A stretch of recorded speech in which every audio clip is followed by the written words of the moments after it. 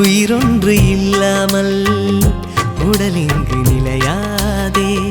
உயிர் என்ன பொருள் என்று அலைப்பாய்ந்து தெரியாதே. வாழ்க்கையின் வேர்களோ மிக ரகசியமானது. ரகசியம் காண்பதே நம் அவசியமானது. தேடல் உள்ள உயிர்களுக்கே தினமும் பசி இருக்கும்.